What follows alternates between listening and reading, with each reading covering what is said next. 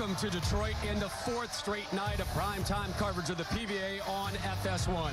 Tonight, from the sold-out Thunder Bowl lanes, we present the third major of the season. Here now your 5 finalists looking to win one of the most prestigious titles in the game, and what a win it would be for BJ Moore, your 5 seed, who's never lifted PBA hardware. Jakob Butturff, he goes for major title number 1. Bill O'Neill won his 10th career title earlier this season. Your 2 seed, McNiel, has never won on the tour, but your number 1 seed, Jason Belmonte, has twice already this season and 20 times for his career. And 2 of the 5 tonight have the chance to earn a $1 million payday should someone in our title game bowl a 300 game. Fox and the PBA will hand over a $1 million bonus check, as if enough wasn't already on the line tonight. Glad you're with us. Rob Stone, the Hall of Famer, Randy Peterson. When tennis or golf or bowling contests a major, it's got a different vibe out there. The blood pressure gets elevated. The challenge is much stronger. The payday bigger. The prestige and the payoff certainly greater as well. And in bowling, nobody has done better when competing in a major than the man who's the best bowler on the planet right now, the Australian Jason Belmonte. Yeah, you're right, Rob. Never has a player ever led 3 consecutive majors in a season on the PBA Tour, but Belmonte has. I mean, this guy not only led, he lapped the field in those 3 events. But look at this major career title list that he joins. Look at these names: Earl, Pete, Mike, Walter Ray, Norm.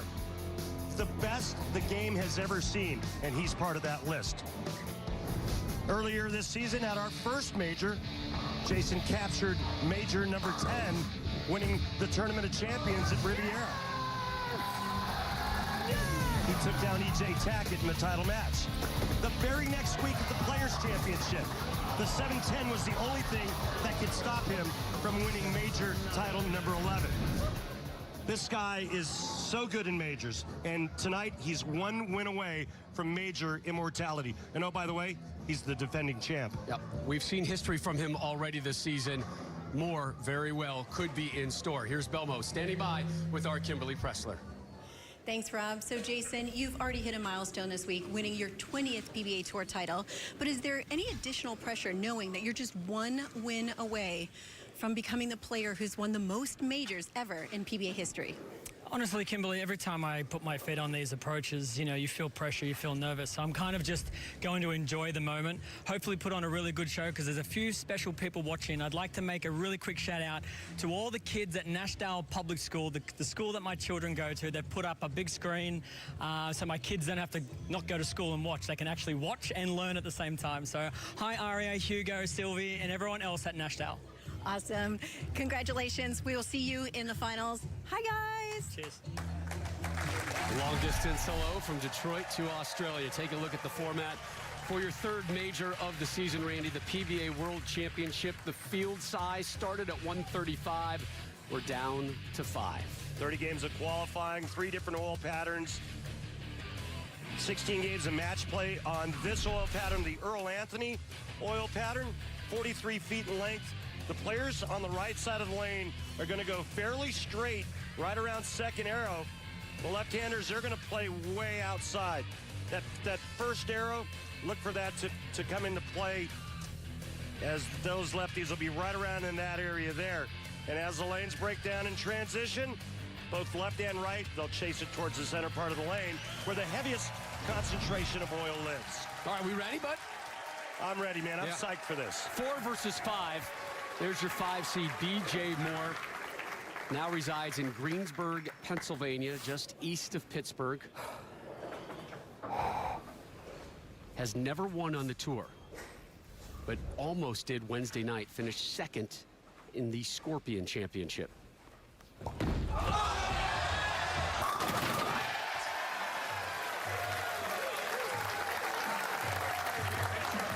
Yeah, BJ Moore had a great shot at winning his first title last night, and I think it was a poor decision on his part to finish on that left lane, the lane he just started with a strike on. Jakob Butturff. Watch this approach and release, guys. Unique, and it pays off. We open up with a pair of strikes as we look at our step ladder final. Moore versus Butturff, the winner to take on Bill O'Neill, who's having a wonderful campaign. Matt McNiel made his television debut just a couple nights ago, and here he is as your 2 seed for a major. And of course, your 1 seed, Jason Belmonte, hunting history and looking for that 11th major title. Got a little fast and fell off of that one, Rob, and got it a little high into the pocket, leaving the 6-pin. The unusual but extremely effective style of Jakob Butturff. You know, his last 5 shows dating back to November 2017 leading up to this telecast, he's finished either first or second. Brings that one up. They had an electric start to the campaign as well. Saw him on multiple TV shows. All right, good shot. Yeah. And here's BJ Moore. See what he's done this week. I talked to his tour rep earlier, Tim Mack, who said when BJ gets out here full-time and bowls competitively full-time, he's going to win and win a lot. Right of target. 1-2-4-8 double with. He's 30 years old. This is his 9th year on the tour. He's had a lot going on in his life as of late. Chief of which, Irish twins entering the household. Yeah, that'll take some time. That'll take up some of your time. Mental time and physical time. Look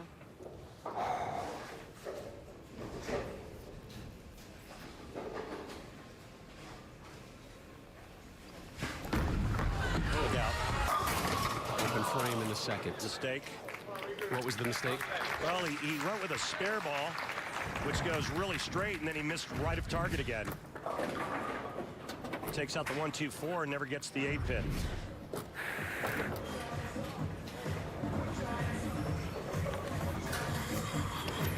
See his career numbers on television, just 1 win.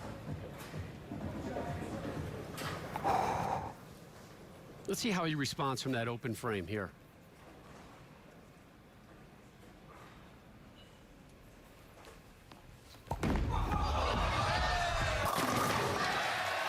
Pretty good response.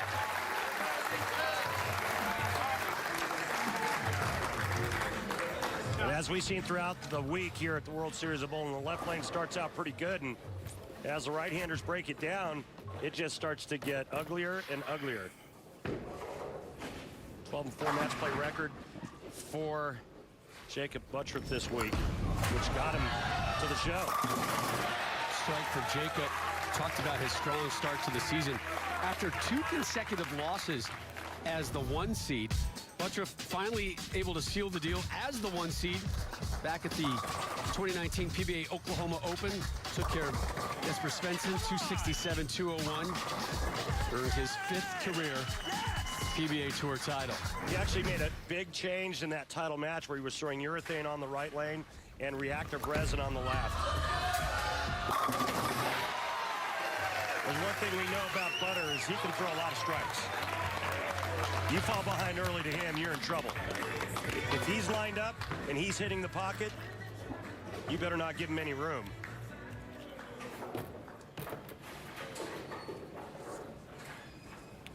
BJ Moore going with physics. The tour reps you spoke with, Randy, mentioning the tremendous upside of BJ Moore, who has essentially just kind of dabbled on the PBA Tour. He's been more and more full-time, right? And Agreed. you know, it got me thinking, you know, he's a bit of a modern-day bowling natural. He's got some Roy Hobbs in him, kind of getting a late start into things. And we've watched him throughout this week, and he's impressed. He pops at you. Good-looking kid. He's got a strong game. Get those reps out here and take care of some of those mental mistakes. Tell you what, Wonder Boy's got a future out here. Yeah, well, now it's the progression, the natural progression that all players go through out here. He knows how to get to the shows. Now he has to figure out how to win on television. What do you think's tougher, getting to the shows or winning on television? It's all hard. I mean, the talent pool is so deep on today's tour that it's extremely difficult to get to the telecasts. Last night he was runner-up to Chris Prather.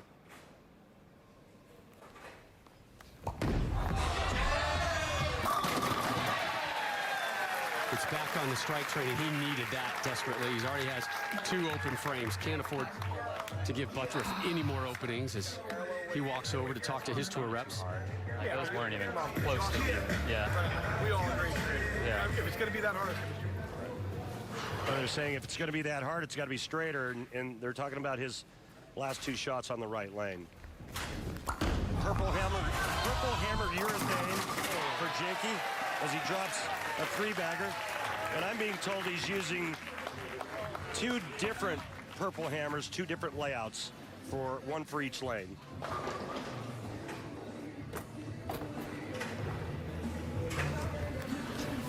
Just talking about the early success to us of this season. The expectations got a little elevated going into Lubbock, Texas. Put too much pressure on myself, he told us. Looking back, you know, I needed to back off a little bit. Mentally, he was beat up. And you get the sense he's recharged right now, reinvigorated as he drops a ham bone here at a major. Look at that wrist. Is that ridiculous? Defies everything I know about bowling. Butturff with strikes in 5 of his first 6 frames. Everyone. Other finishers, the Candyman in 10th. Norm Duke, who's going to join us live in our next segment, finished in 11th. Barney, who was with us last night in 12th. Rhino Page. Last night's winner, Chris Prather. You'll see Anthony Simonson tomorrow night in USA versus the World, 8 Eastern here on FS1. Back to live action. Your 5 seed, BJ Moore, is up right now. The trend has not been good. Strike, open frame. Strike, open frame. Strike. He cannot afford to let that trend continue right now. Yeah, he's looking for his first mark on this right lane, and he's gone light. Both shots on the right.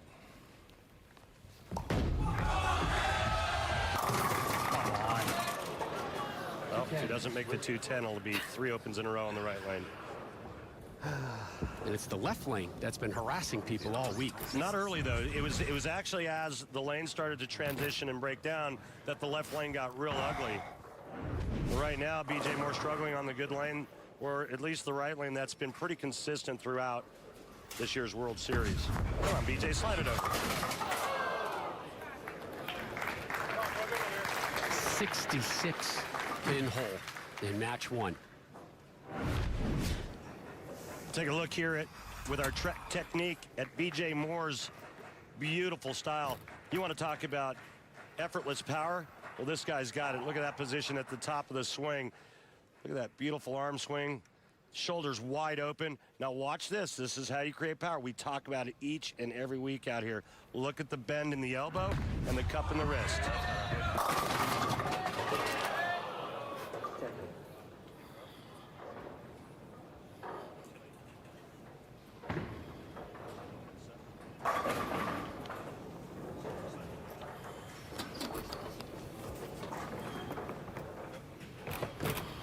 95% of the time, the 10 pin taken care of in the single pin conversion.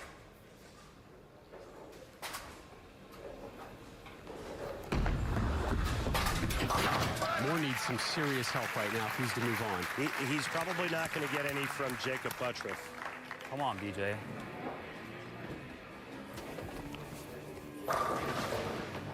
What this guy can do with his wrist is just incredible.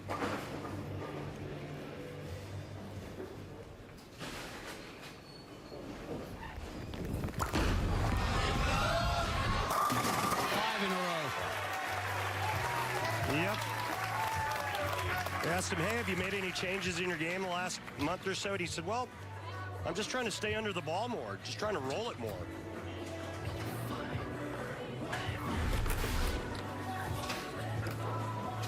Here's our left-right comparison.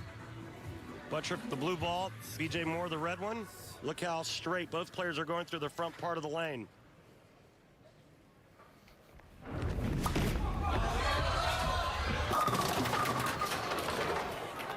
It's all right, 9 spare works. He just needs to stay upright to advance to the next match.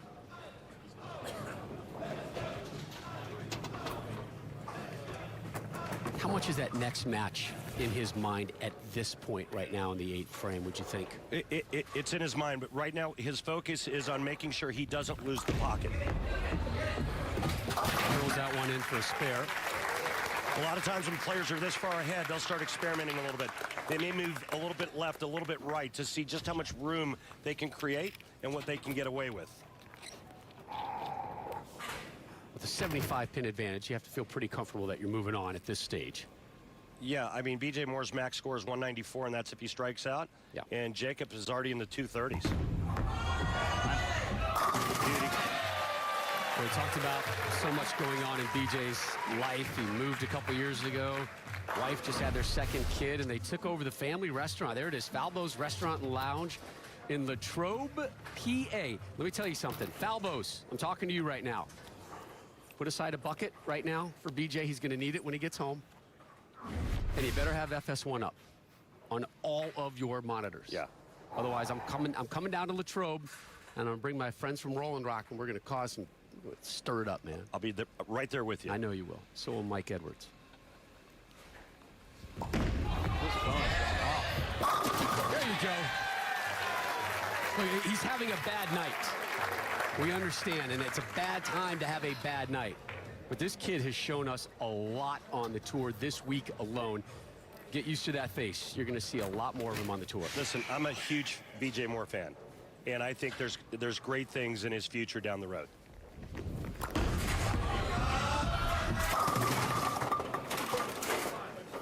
We've got more from the World Series of Bowling coming your way tomorrow night. Randy, you ready for this one? I am.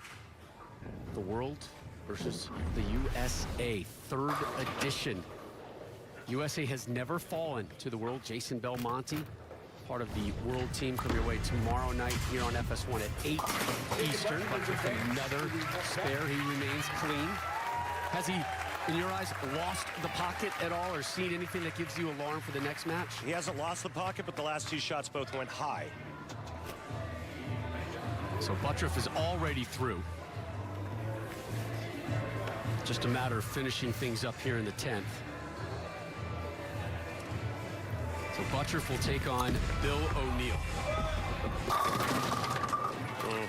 And Norm Duke is going to join us live in a moment. Norm's going to join us in the booth as well to call match number 2. What a season Norm Duke has had. Incredible.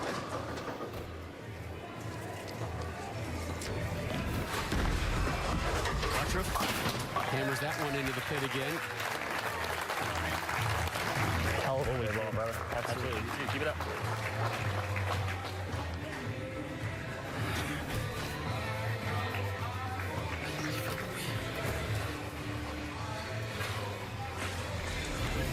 Just wait for the final numbers here on Butturff. Last toss.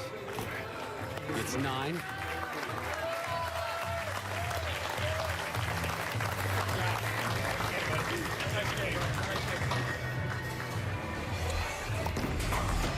Finish big, BJ. Yeah, there you go, kid. Oh, boy. Let's get 2 more. Not only is he super talented, he's got a wonderful family. His wife's he's one of the nicest guys you'll ever talk to.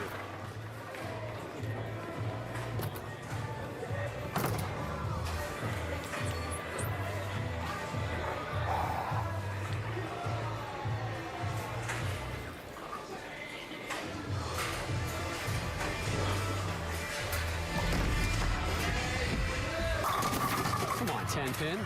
I do have one small concern, though, heading into the next match. Go on. You want to hear about it? I do. Jakob Butturff's last 4 shots, he went 6-pin, 6-pin, flat 7, flat 7.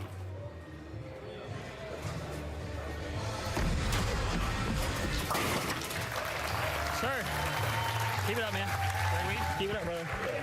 Absolutely. 53 pin win Up next, your 3 seed, Bill O'Neill. The real deal, set to hit the hardwood next on FS1.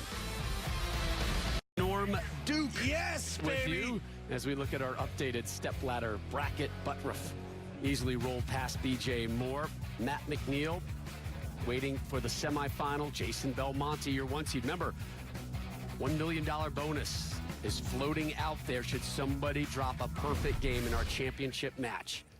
Here comes Bill O'Neill. Billy O won the first tournament of the season and has really kind of kept that momentum going. Had a really strong week here at the World Series of Bowling. And he goes for his 11th tour title tonight. A great start for Bill O'Neill, the only player to make the cut in all 3 animal patterns here at the World Series of Bowling this year. What do you see with Bill O'Neill, and what do you think the biggest difference is this season, Norm? I just think he's matured into one of the greatest players right now, currently. He also rooms with Jason Belmonte, so he learns all the little tricks. Butturff on the right lane. And it looks like, and Norm, you were talking about this off camera during the commercial, the right lane is the one that's going to start giving these guys problems earlier than the left lane. Right, and we've been watching this for 3 nights. It's been the left lane that's been killing everybody with a really tight down lane. They can't get their ball rolling through the pins. It's the right lane today. And an open frame. Wow. Before we go to break, I said, hey, Rob, I have a bit of a concern. He goes, what's that? I said, Jacob's last 4 shots, 6-pin, 6-pin, week 7, week 7. After that 5-bagger.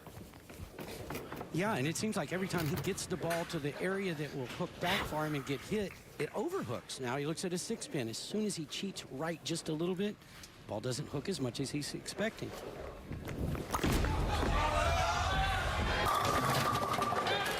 Norm, week 7. Yeah, there's just so much oil down lane, especially since a lot of the players have been using urethane, which carries oil down quicker.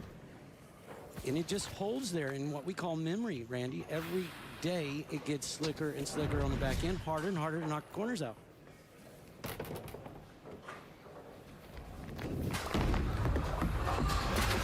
I missed the one on TV this week, guys. I didn't want to bring it up. I thought about it, but I didn't want to bring it up in a you didn't major. have to. Shocker. I'm better than that. I mean, He goes right to the tour reps. my ball at least.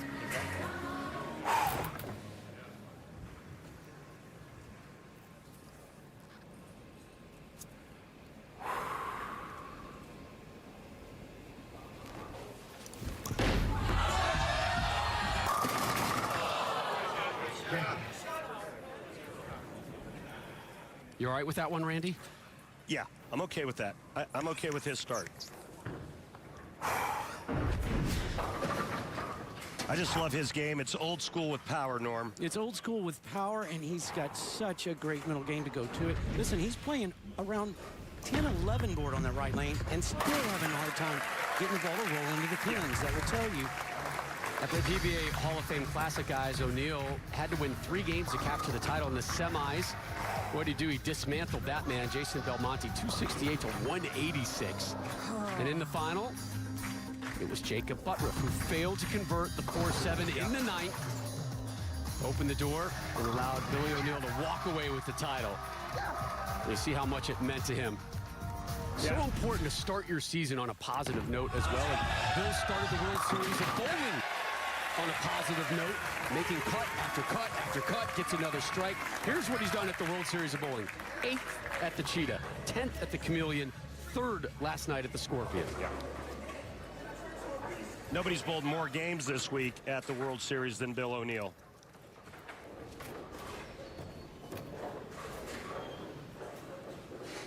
That number right at 80.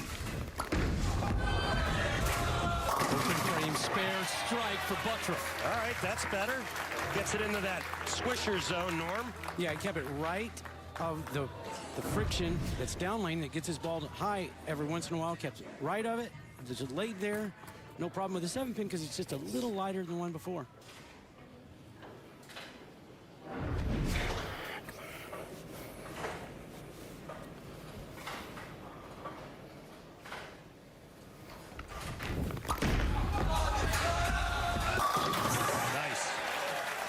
So the adjustment's been made.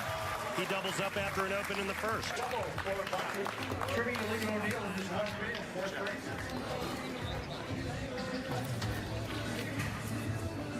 I just don't see either of these players having a hard time getting in the pocket. The big thing is for Bill O'Neill to get the 10-pin out, for Jakob Butturff to get the 7-pin out. Bill O'Neill going with the chaos, trying to create chaos. 10 to 5, and it gets dropped. 7, 10, nothing. When it's the hardest pin to knock over, and it's the last one that goes down as a player, you're like, oh, thank you, thank you, thank you. Look at that. Oh, the 7 gave a nudge. Oh, yeah. And sent another on its way to drop the 10. Yeah, a little encouragement. Little pylon. Game tackle. So O'Neill remains clean. 3 strikes in his first 4 frames, up 11. We start the 5th. Oh, this is such an easy shot to overjack when you get that kind of break. You come over, you got to settle down a little bit. It's hard to do. Yep. Terrible shot. Yep, I agree. And well done. I've got a question for Norm. 43-foot pattern, Norm. Why does it play so slick? Well, it plays so slick because there's only about another, what, 14 feet before it hits the head pin. So as that oil carries down, it gets closer and closer to the head pin. You cannot get your bowling ball to react down there, so therefore you get less hook. The thing about this pattern, though, Randy, is it's lower volume. So every shot these players are throwing down the lane is changing them more than usual. That's 3 in a row after a rough start for Butturff. Remember, in the first, an open frame, then a 9 spare. Since then, nothing but strikes. This has been kind of a feast or famine roller coaster for Jakob, as he had that 5-bagger early the last game, then lost it. 3 consecutive weak 10s on the left lane, and now he's back in action again with a 3-bagger. Yeah, and this is his MO. I mean, he's either feast or famine his whole life in bowling. A lot of feast.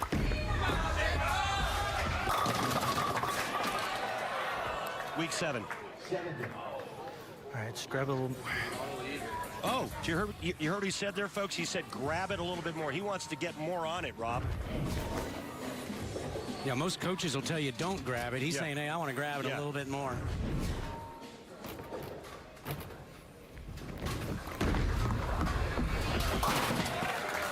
Another solid single pin conversion, though, from Butturff.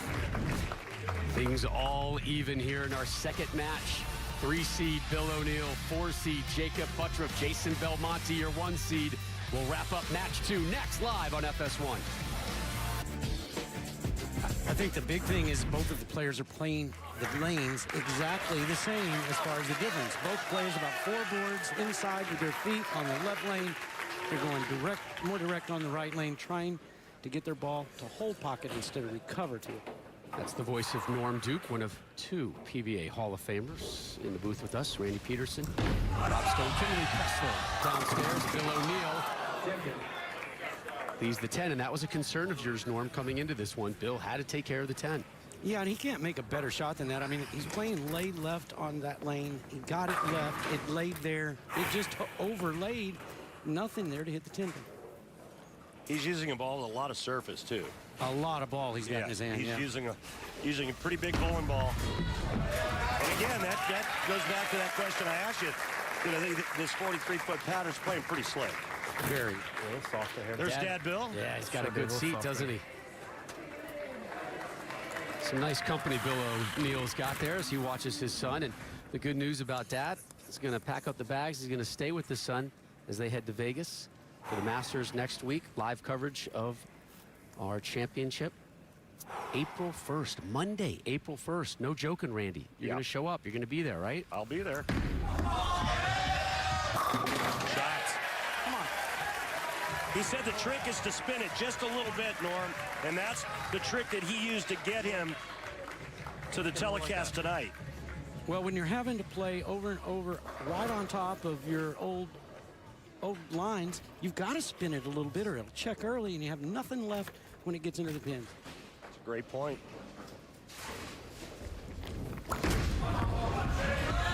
Off the spare. Butturff has going to look for another spare. Looked to me like he got that one wide. I think it just went wide. He missed it at the bottom, so it didn't hook early enough to keep it on line. It just kept sailing. It's kind of hard to tell. When I watch Jakob, you know, there's a lot of moving parts there that kind of take my eye from his ball. Those feet move awfully fast, don't they? Well, he's a fidgeter by nature, too. Yes. And he'll admit that as he covers that one. You know, when the fidget spinner was out, he was spinning that sucker. He had the other toy a couple weeks ago, and he admits, you know, this is his game. He likes to move around. He likes to pace. He has the odd entries. He comes up to the foul line. But whatever he's doing has been working. He's down just one pin as we start the 8th.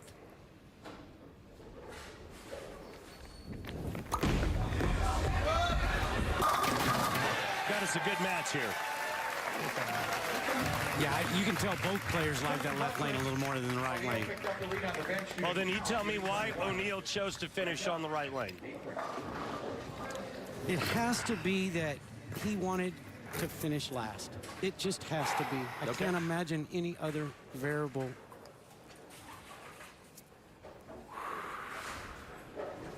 Trying to string together his second pair. He loves it. Boy, he put a good touch on that shot. That was beautiful. He could have left the ring in 10 even with such a great shot. I tell you what, he's lacing them. He's acing it. Yeah. Beautiful shot here. A little bit of the bend in the wrist and elbow. Doesn't hurt when you have some pythons for biceps either.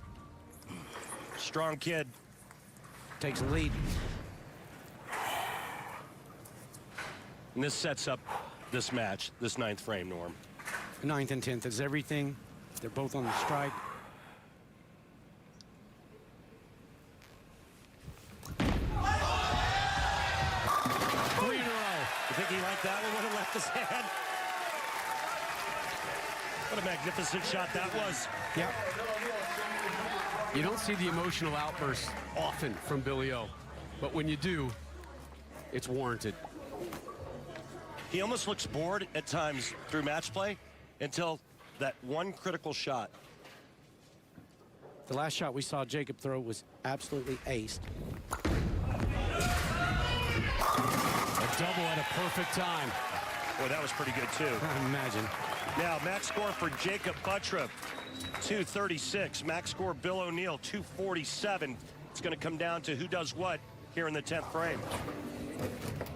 This has been his flat 7 lane.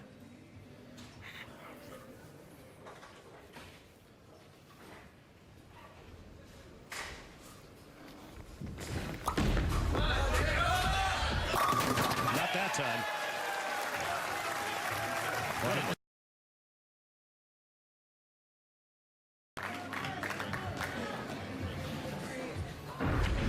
Yeah, great shot here by Jakey. And this is just a full rack attack by Butturff. He does not look awed by this moment and the pressure that's hanging over him. 10th frame of a major, match number 2, taking on a vet, trying to reclaim the lead.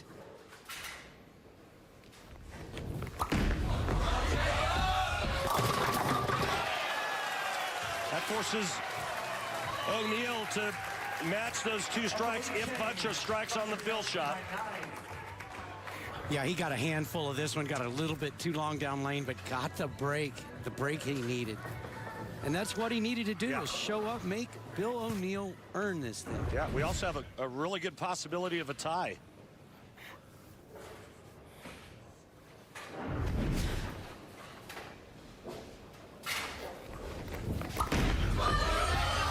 Flex it. Now that changes things just enough. O'Neal can go strike 9 spare and win by 1. Yes. If he goes strike 8 spare, we have a tie. If O'Neal does not strike first ball right here, he loses. Butturff advances.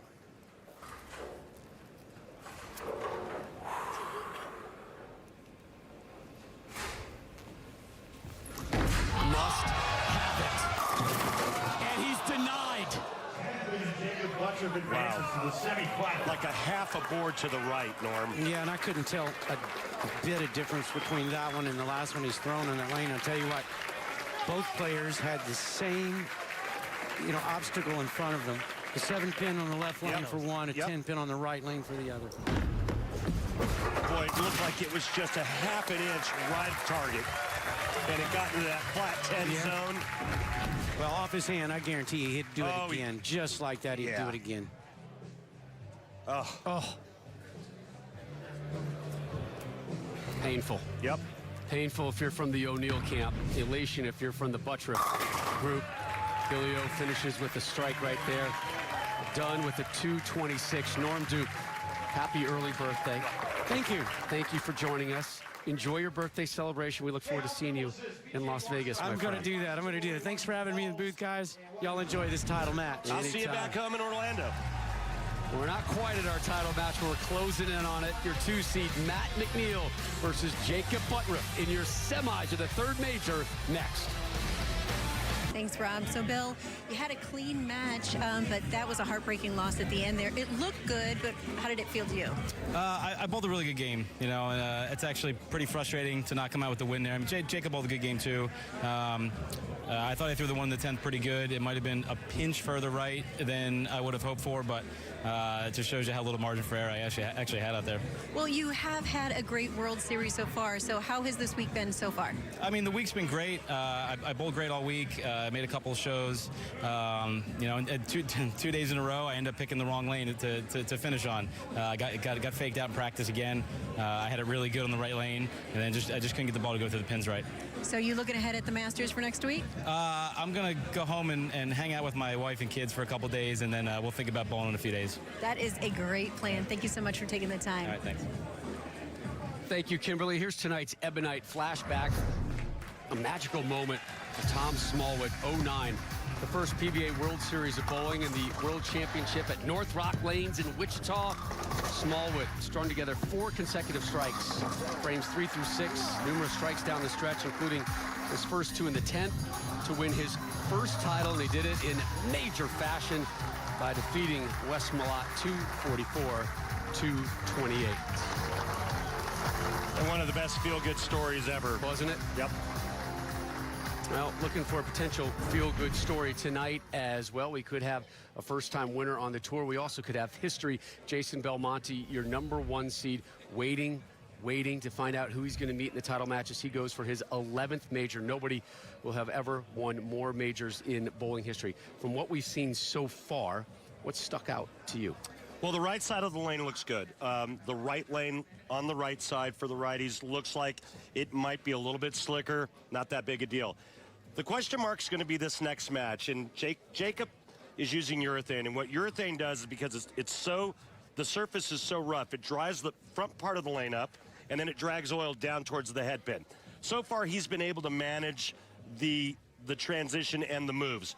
What is this going to do, and how is it going to affect Matt McNeil's ball reaction? Yep. That's key in this next match. Then, whoever wins has got to take on the greatest player on the planet. Right. And I don't think Jason Belmonte is going to have a problem hitting the pocket. Matt McNiel, you see him taking his seat right now, has never won on the tour. He is your 2 seed, and he's got Jakob Butturff, who's now won 2 matches, and he's won those 2 matches with similar score lines, a 236 and a 235. Butturff will start us off on the left lane, which has held up so far.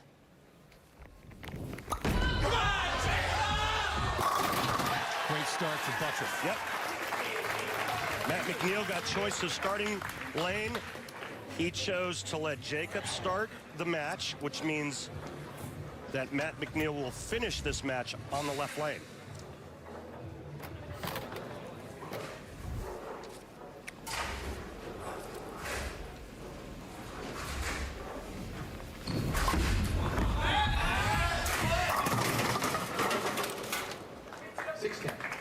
McNiel, 5th year on the tour, joined in June of 2015. He's 33 years old, has never won on the tour. We'll take a look at his form, Rob, and pretty soft hand at the bottom, not a lot of moving parts. relies on feel, touch, and accuracy. This guy has loved this sport since the age of 3. And for more on McNiel, we go downstairs to Kimberly. Yeah, Rob, so I asked Matt what being in the show meant to him, and he said it's a dream come true. And he said, when I was a kid, I used to bowl juniors every Saturday morning, then come right home and set my Fisher-Pricer bowling setup in front of the TV and watch legends like Marshall Holman and Mark Roth. And tonight, while Matt is living out his dream, he's doing so in front of his hero he used to watch on TV as a kid, because Marshall Holman is in attendance this evening. Strike from McNiel. A lucky strike. Did you see how long that ball went? It actually got down in front of the 1-2 pocket and never turned over. And that's the carry down created by Jakob Butturff. Watch this. Looks like a pretty good shot, and it needs to start going right, and it just bailed. He was telling us earlier this week, Randy, he's dreamed about this moment since he was a 3-year-old. Kimberly mentioned setting up the Fisher-Price bowling set, but he would bowl while he's watching it on TV, trying to replicate those stars from the 80s. Butturff leaves the 7. And he's kind of a part-timer on the tour. We'll get more into his fascinating story in a second. And we've got a picture of a young Matt McNiel that, at a minimum, you're going to stick around and want to see this. Oh, yeah, and I know this picture quite well. Butturff takes care of that one. So in match 3, he goes strike spare.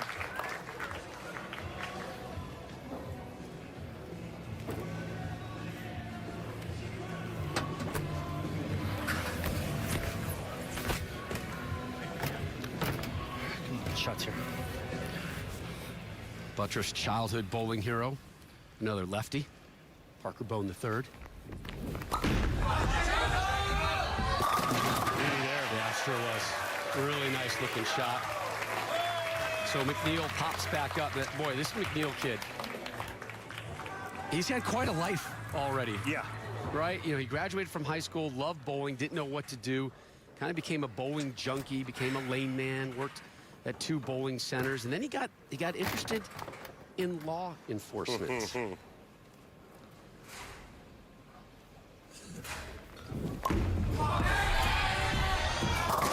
Strike for McNiel.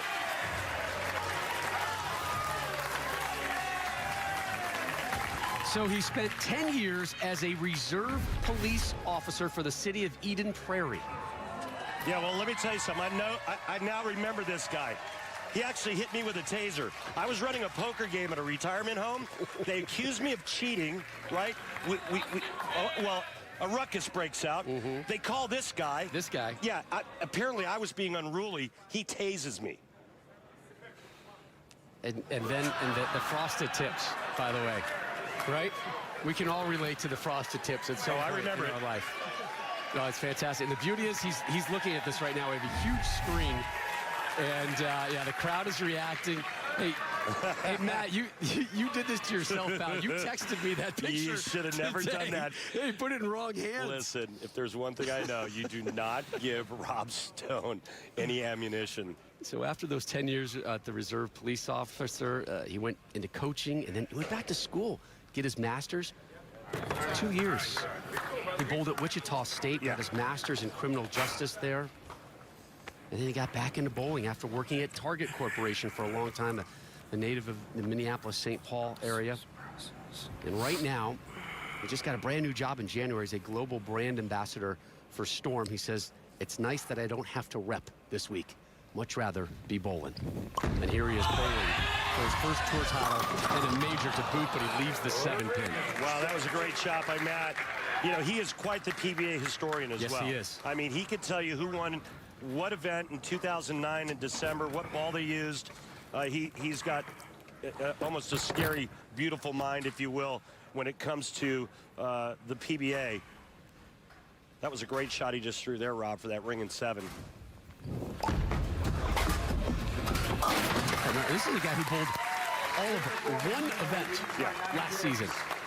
And he's had great success as an amateur. 3-time USBC Open Championships, all events champion, the largest amateur tournament in the world. He will be in Las Vegas next week for the Masters.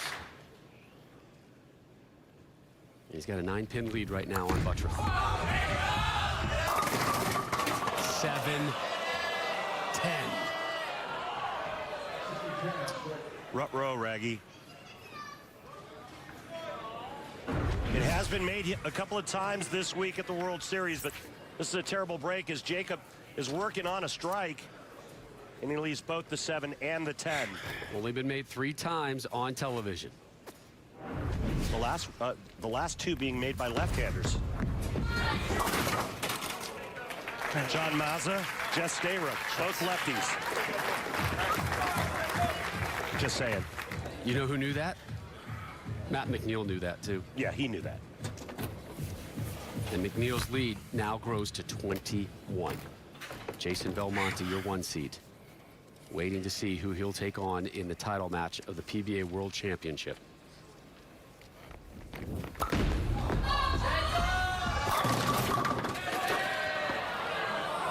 on. Just trust it, Jacob. Just coming in a little soft into the pocket the last 2 have.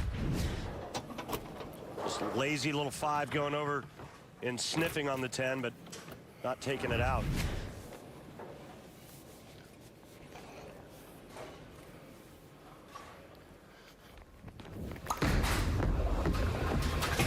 Curls that one in. And he'll take a seat. Matt McNiel pops up.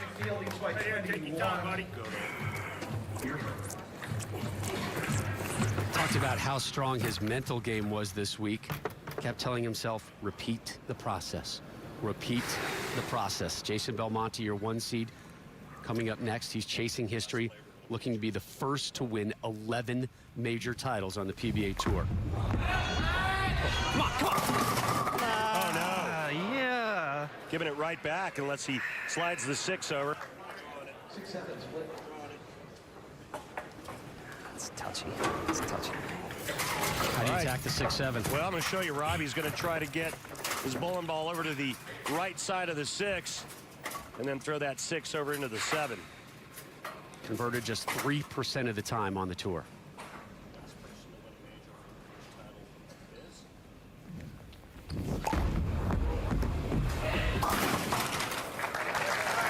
Bad timing. What's once a 21-pin lead is now 8.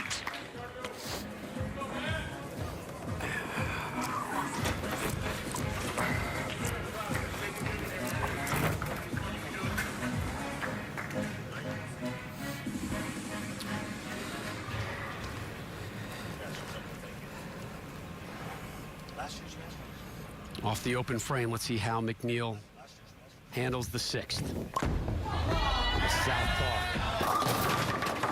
Good break there. Happy to see the 10 go into the pit. Yeah, no doubt. Front part of the lane on the left side is getting goofy because of the urethane being used by Jakob. A lot of surface. It roughs up the front part of the lane. Any mistake by Matt McNiel with release, the ball's going to read that part of the lane early. And that time it did, and it went high.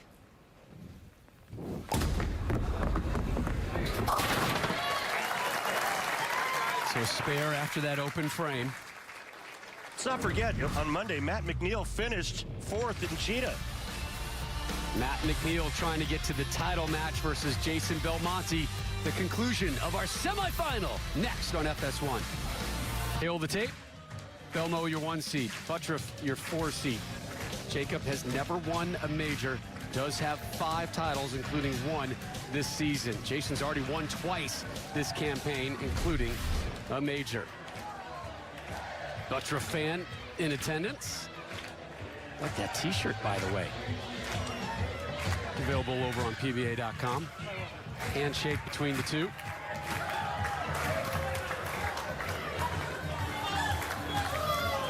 Butturff has never won a major, but he's led back-to-back U.S. Opens, only to finish 2nd. Both times, once in Wichita, Kansas, and the other in Liverpool, New York.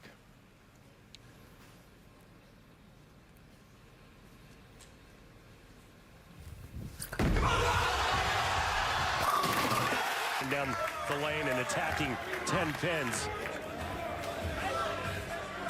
He's calm. The crowd is ready to explode.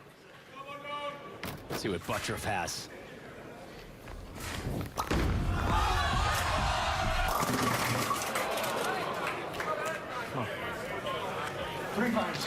Interesting start. Now, Jason Belmonte chose to finish on the right lane.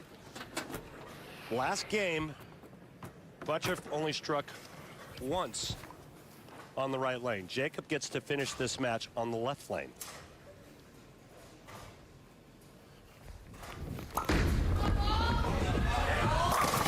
Good cover. It's the first one I made all week. That is your no-brainer, hammer tough spare replay.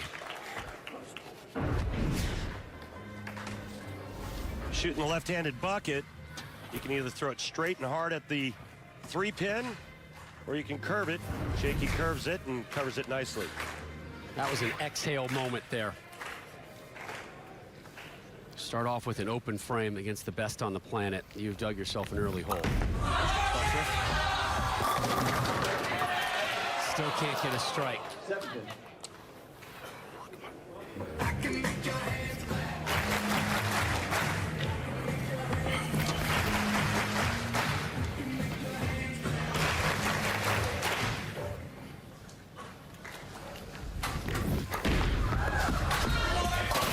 Good cover.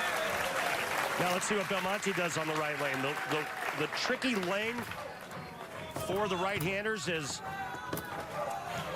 Bill O'Neill had just a little bit of trouble getting the 10 out, which eventually cost him his match against Jakob. Billy bowled a great game, 226, but he needed that first strike in the 10th.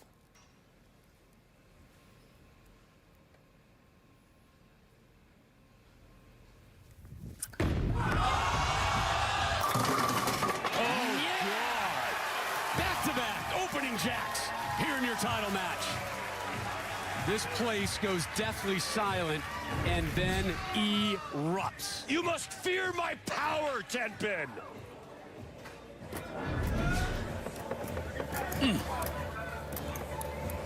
As my good friend and college basketball analyst Steve Lavin likes to say on numerous great plays, that sums it up.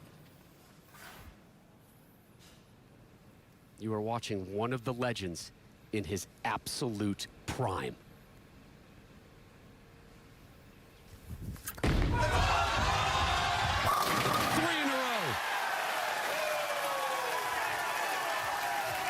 Remember, should Belmo roll a 300, a $1 million bonus check courtesy of Fox and the PBA goes into his bank account.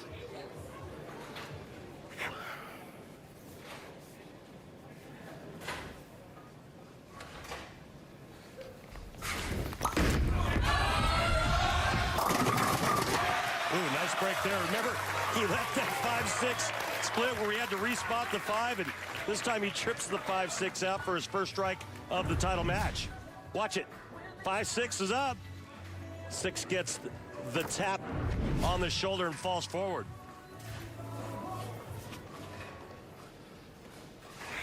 See his numbers in TV title matches.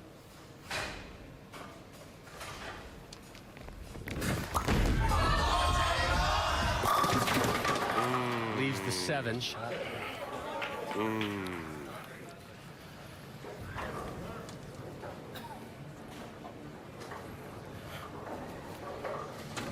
That's soft 7 on the left lane for Jakob Butturff, failing to double up.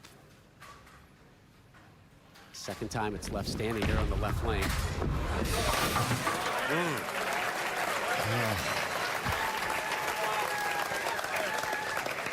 So Belmo perfect through 3. Back in Australia at Nashdale Public School. Arya, Hugo, and the whole class watching. You guys are awesome. Jason obviously seeing that image on the large screen right above him. Well, What kind of cheering you think they're doing in Australia right now, huh? They're going crazy. As they should.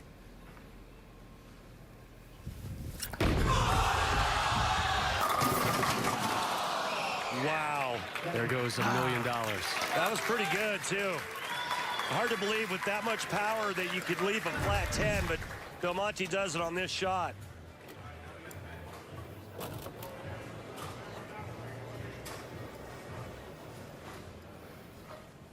I'm kind of impressed that he was able to pry it off that well after seeing the image of his children at the school watching.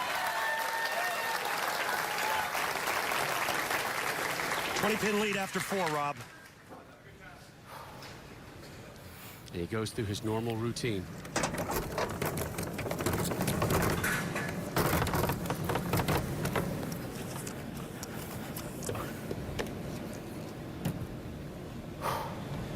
You couldn't have asked for a better title match. Jakob Butturff, who started off the season red hot, then Jason Belmonte and what he's done in the majors, lefty versus righty, as he uses his high road pearl and looking for his 4th strike. What do you think, Rob? Any good? You're watching the best, and it's not often you get to say that in sporting. Yeah. You know, in the NFL, we've been fortunate. You're watching Tom Brady. Everybody's calling him the GOAT. Yeah. Tiger Woods, not too long ago. We got to see it. Michael Jordan, going back further, we got to see it. You are seeing it right now playing out in front of your eyes in Jason Belmonte. He can max at a 2.79. Butturff. Johnny. Well, he's hanging in there, and he could cut Belmonte's lead to 10 with a strike here in the 6th and get right back in this. He's going to take a re-rack on the left lane. This match far from over. Left lane has been 9 spare, 9 spare, having left a 7-pin both of those times.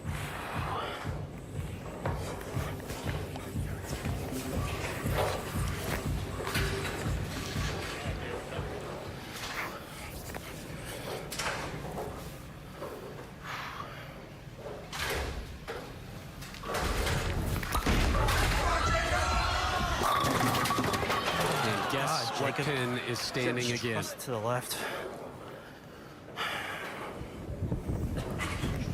He's going to look back at the last couple of shots on this lane, and if it is indeed his undoing, he's going to say, maybe I should have trusted it a little bit more to the left so it would hook up a little bit harder and get that soft 7 out. Oh, no. It comes back. Seen it all year, and right now, a single pin whiff couldn't have happened at a worse time for Jakob Butturff. He's got to collect himself because Jace is on the verge of starting to run away with this one. And this is where Jason Belmonte is looking to go bang, bang, 6th and 7th. As he runs towards history.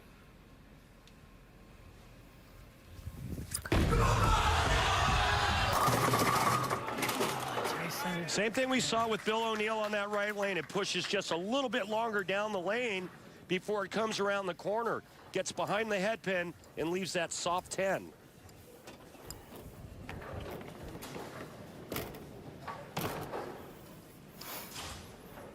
Now, you don't want to duplicate what Butturff did. Concentrate, focus, make the 10 pin, move on.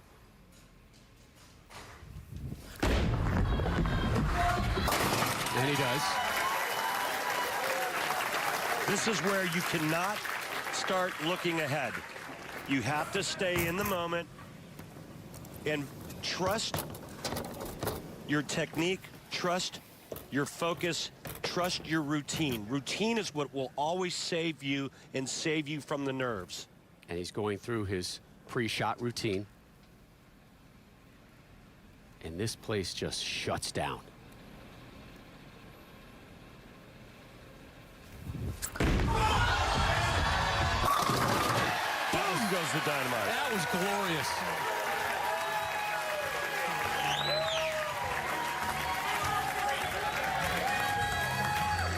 He can throw urethane. He can hook the entire lane. He can loft it halfway down the lane. He can throw it straight up first arrow.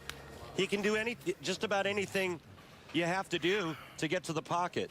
And then when you add that much speed and power,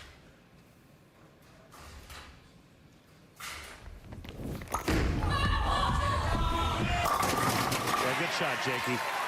Come on, make it a game. He's got to figure out a way to strike on the left lane.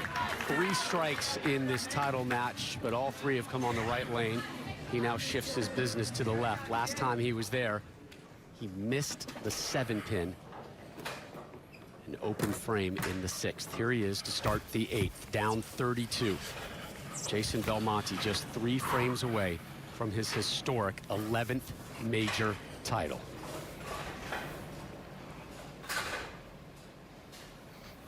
All right. 22-pin lead. I'm not sure he was buying that one at release. He went down almost to all 4s. Keep digging. But finally gets that elusive strike on the left lane. Jason Belmonte, again, 10 major titles.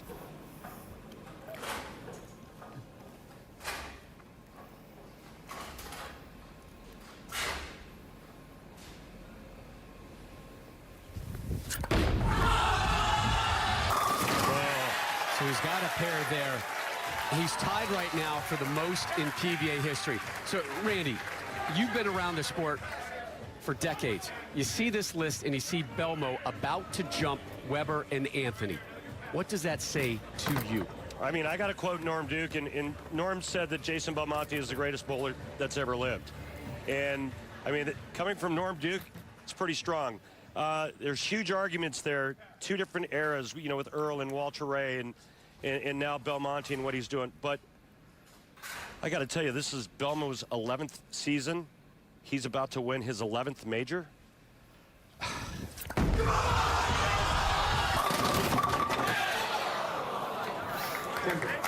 And he's never been in trouble tonight.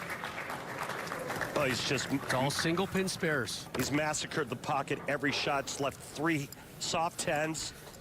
He needs to convert here and just good count. Actually, I'm sorry. He needs to convert here. Jakob Butturff can still shoot 227 with a spare here.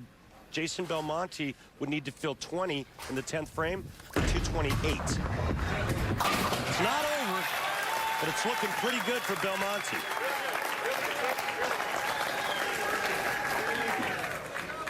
Remember at the Players' Championship, he needed a couple hits in the 10th.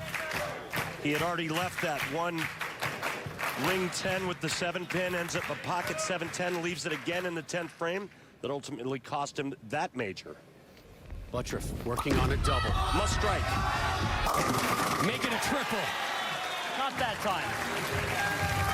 It's 21. Stares it down. Not without a fight.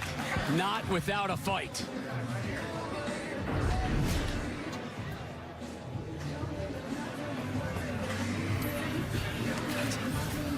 Again, 227 max for Jakob Butturff. 238 max for Jason Belmonte. Big shot here.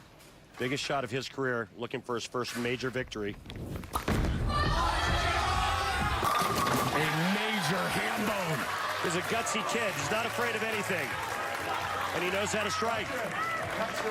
And at least for the time being has figured out a way to get the 7-pin out on the left lane. One more gets him into the 220s. He's got 2 more shots. If he strikes out, he will force Belmonte to strike first ball in the 10th.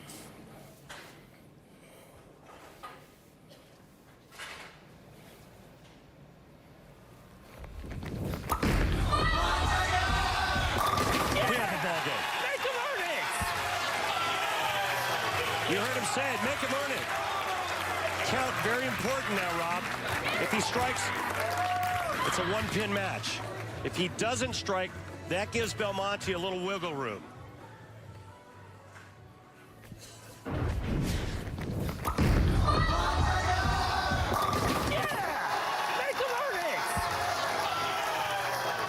Last 5 in a row for Jakob. Butturff, written off after he whipped the 7-pin in the 6. Remember that frame.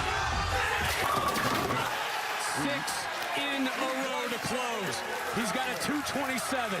He sits down. The legend steps up. Belmonte strikes spare to win by 1. If he doesn't strike on this ball, if he goes 9 spare strike, we'll have a tie.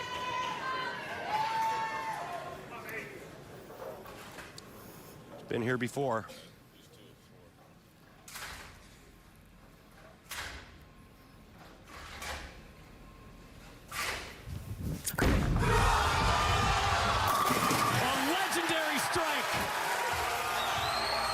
Not one single emotion came out of that man's body after that shot. He needs a strike or a spare for history.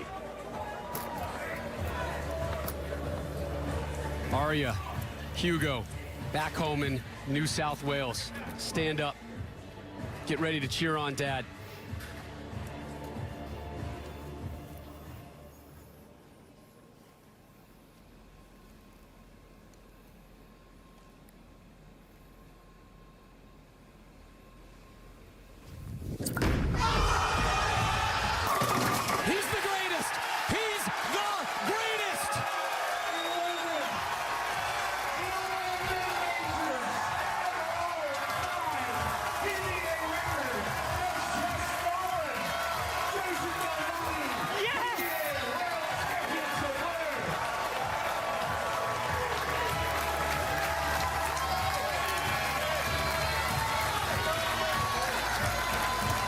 Take it in. You're watching history live on FS1.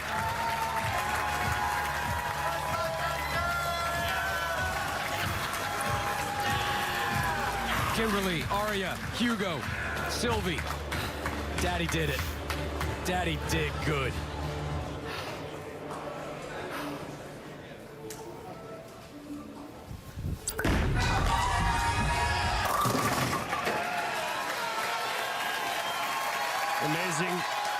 Amazing guy. Just an incredibly talented human being. Unbelievable. 11th career major in his 11th season. Great game, Jacob. Great game. On the PBA Tour. Great week. Super proud. Thank you. The first to win 3 titles I don't know what to say, guys. this year. 2 of them majors. Touchdown, coming home with a World Championship trophy. I'm going to show you all in class, I promise. I love you, R.A., Hugo, Sylvie, Kimberly, Mum, Dad, Beck, James, Amila, and Samson. Thank you, Bill and Barbara Chrisman. Storm. Your winning shot. Second one in the 10th just absolutely shreds the rack. Ozzy! Oi, oi, oi! Oi, oi, oi! You guys should be down here. It is absolutely electrifying. And right now I'm joined by Tom Clark, the commissioner and CEO of the PBA, for the trophy presentation. First of all, I just got to say that bowling is the greatest sport that has ever been invented. And these guys just proved it again. It's incredibly exciting. And this young man right here is proving week after week that he may be the greatest bowler that we've ever seen. And it's incredible. This was the greatest World Series that we've ever had. The Earl Anthony Trophy for the 2nd consecutive year. Jason Belmonte, congratulations. Thank you very much. Thank you. Oh, Jason, I don't even know where to start with this. This crowd absolutely loves you. But you know what? You have made personal history in the past. You've hit milestones. You've shared with other people and other players. But today, you make history. You set the bar. 11 majors. What does that mean to you?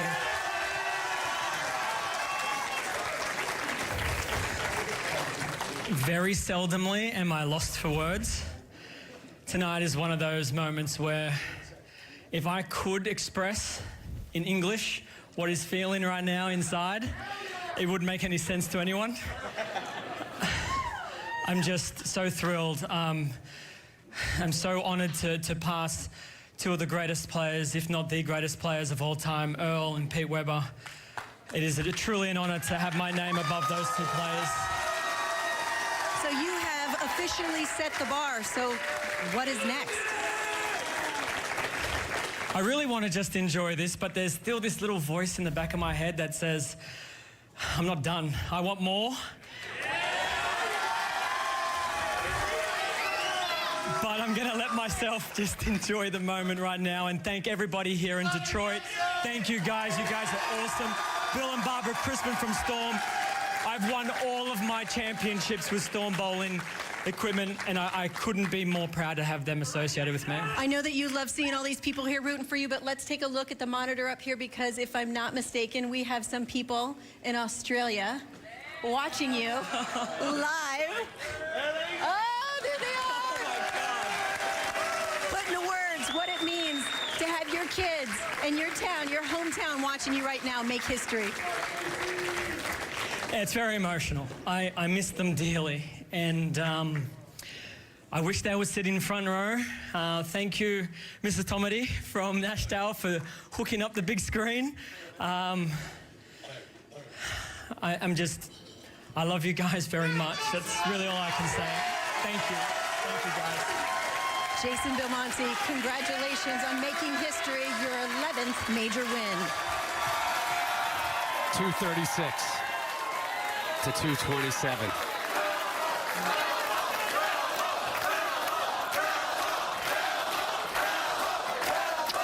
That's what history looks and sounds like. The best ever. Jason Belmonte.